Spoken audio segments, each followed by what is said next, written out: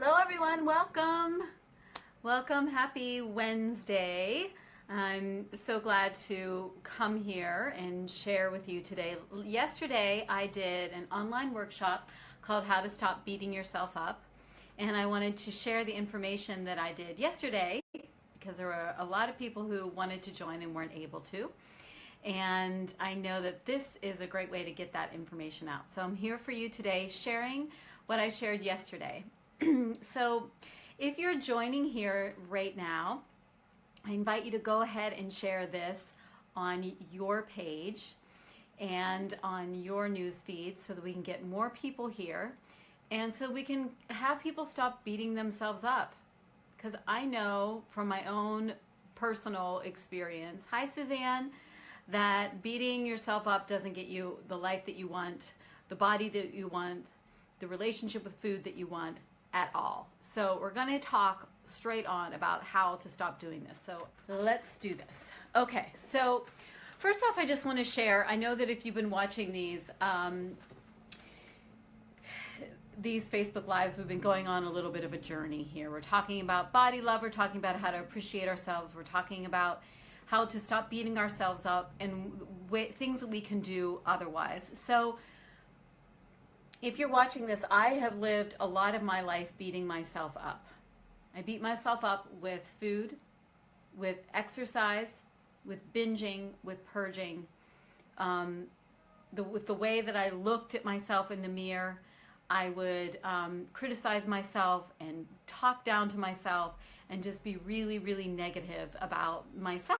It's something that was just really a part of my life. There was a lot of comparing myself to other people, wishing that I looked differently, just this constant, like even when I was okay, there was still this like negative like talk in the back of my head, or just the way that I set up my life with how I ate my food, hi Paul, or how I exercised. There was just this way of beating myself up, this way of like I have to eat a certain way, and if I don't, then I'm bad, or if I don't, you know, if I ate too much, then I have to exercise. If I'm not eating enough, if I'm not moving enough, then I'm not worthy to eat food. So things like that were just like kind of set up in my life. And I don't even think we realize that we're doing it. And I'm wondering, like, for you or watching this live or watching this on the replay, like, how are you beating yourself up? Are you even aware of the small things that you're doing on a day-to-day basis or a moment-to-moment basis on and how you're doing this? Like the thoughts processes that are in your head and the things that you're saying to yourself or the way that you're moving yourself through your life. Are you beating yourself up? And they can be very, very small, and they can be really, really big. And the bigger ones are things that we notice, right? It's like, oh gosh, why do I keep doing this to myself? Like that sort of feeling. But it's also in the small moments of like making, like just think about the times I made myself get out of bed to like exercise when my body was just like, please stay in bed. Please, please, please, please. Those moments, right? It's really learning how to not beat yourself up is really a practice, and we're going to talk about how we can actually do that. But first off, we want to talk about like why we beat ourselves up to begin with. Why are we doing that? What's going on to make us beat ourselves up? So there can be a lot of different stories that are in our head and a lot of different beliefs that we have. And when it comes to food and exercise and your relationship with your body, I want to discuss the beating ourselves up when it comes to that. So lots of times we think that it's going to support us if we beat ourselves up.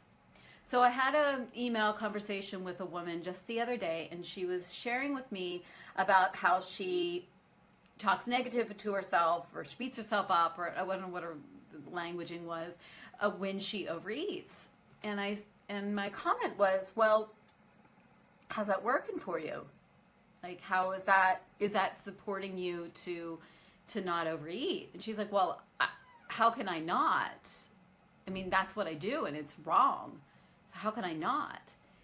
And we really need to look at that. Like, do you really need to beat yourself up for overeating your food? Do you need to beat yourself up for binging or purging? We talked about it last week in the Facebook Live that I did around the number one thing that you can do after a binge. And that is forgiveness. You see, because when we beat ourselves up, what it does is it sets ourselves up for the exact behavior that we're wanting to let go of. So, let me just take you through that process. Okay, so you're gonna diet. You're gonna get your body where you want it to be, right? So then what can happen, right? There can be the deprivation of food. There can be neglecting yourself. There can be beating yourself up with too much exercise. And then what happens with that? After a while, willpower does not work anymore. And you're tired, you're emotionally whatever, and then you completely set yourself up for a binge. And you're like, and then afterwards, what happens? Oh my God, why did I do this? I can't believe I'm here again. I can't control myself around food. And there's just this whole thing around food and how you're wrong for doing this. So what does that do? What does that shaming and that guilt do? What it does is it sets us up again for another cycle of the neglecting, the dieting, the overriding our feelings of hunger or making ourselves exercise. And then it sets us back up for a binge. So when we slow down and we look at we look at, oh, I can actually change that behavior of shaming and guilting myself, and I can replace that with forgiveness. Because with forgiveness, what happens? I forgive myself for eating too much food right now. I forgive myself. And then when we relax and we realize, okay, there's another way. I can maybe listen to myself, listen to what my body wants, rather than getting out the whip again. Okay, let's do it again, right? But I get it. We think that beating ourselves up is actually going to support us. And I did that for years. It was like a way of dieting. I thought that if I beat myself up, I would keep myself in line. But the opposite happened. So let me just wait there for a moment. And I want to talk about why the other reasons that we beat ourselves up around our food and exercise in our body. And these reasons are not your fault. The reasons that you're beating yourself up around food and around your diet and your body is not your fault. We live in a diet culture. We live in a society that talks about thin being the most important, right? Being thin means that you're healthy. Being thin means that you have more respect. And unfortunately, some of these beliefs are true, but we need to look at these and see how these beliefs affect us, right? It's like, do I really need to believe that I need to be 10 pounds thinner in order to receive love in my life? Do I need to subscribe to that belief that society has been forcing down my throat? Do I need to believe that dieting is the only way that I can approach my food? I mean, it's a wonder that we can eat anything without having guilt around it. There is no food that is officially safe to eat. Everyone, maybe kale, but I'm sure something is wrong with that too, right? It's like every food we're told that is not safe for us to eat, that it's wrong for our bodies. And it's like there's so much confusion out there. There's so much information. And trust me, I've done all the research. I know it all. It never got me anywhere knowing any of this. It was just like, okay, I can restrict there. Oh, I can restrict there. Oh, I have to restrict there. It's like there's a point where we have to slow down and say, oh my gosh, I have so much compassion for myself. Look where I'm living. I'm living in a world that is bombarding me with images of women, of super, super thin women, and they're not even good enough, right? They're airbrushed, right? That's the word. They're airbrushed, and they're not even enough, right? So it's like, wow, I can be compassionate for myself. I can be compassionate for myself that I'm living maybe with a husband who says negative things about my body. I can be compassionate that I've had a mother who's told me that I needed to lose weight as a child. Like, all these things. These are things that are not our fault. And so we really need to slow down and look at that and have some deep compassion for ourselves. Maybe a little brainwashed. Yeah, Paul, exactly. So, well, what can we do about this? So I want to leave you with some examples on what you can do to stop beating yourself up. So we can talk about this until we're blue in the face. But what can we do in order to shift that? And if you've been watching these Facebook Lives and been watching what I've been sharing recently, you won't be surprised to hear my comment, which is the way to shift this is through pleasure. Pleasure is the way that I have found through my relationship with my body and shifting things. Pleasure has been the through line through it all. Is that through pleasure, I have been able to relax. So we'll just take that example of the binging and what happens if we don't go to shame and guilt and we go to forgiveness. Forgiveness is a way to bring in pleasure. So pleasure we can think of as instant gratification, and I'm all for some instant gratification. Bring it on. But pleasure is also about the listening to our body.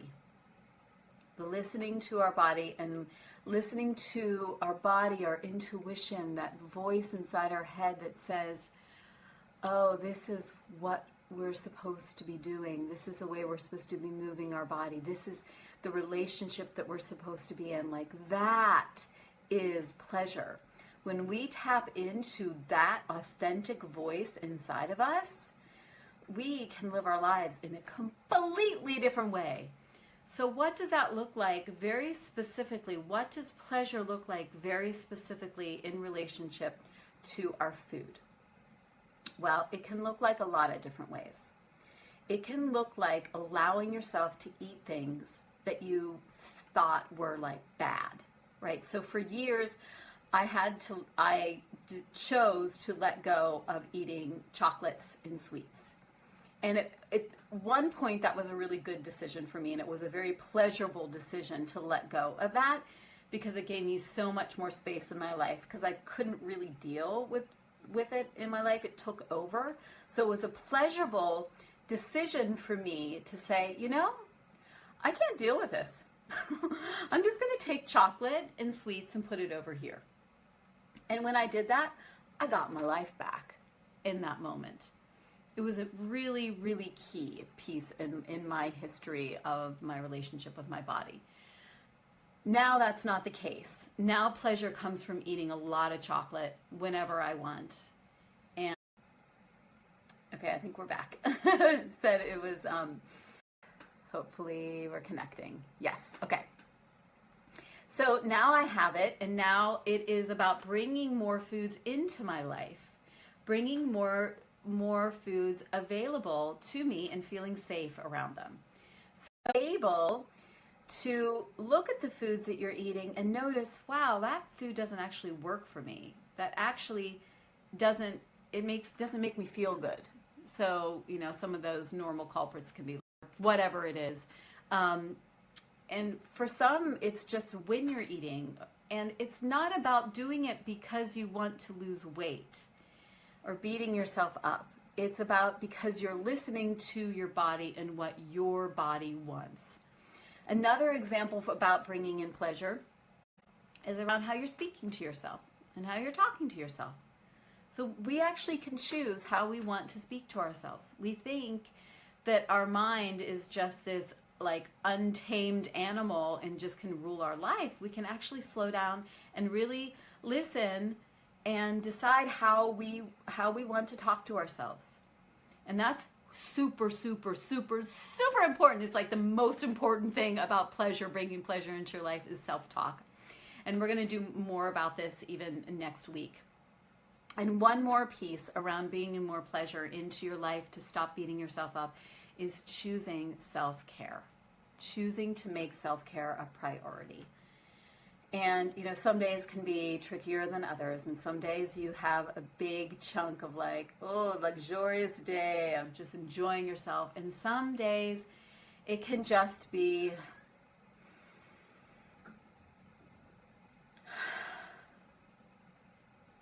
that breath. But it's that conscious choice that in this moment, I'm going to consciously choose a breath for self-care for myself. So I hope that was helpful for you.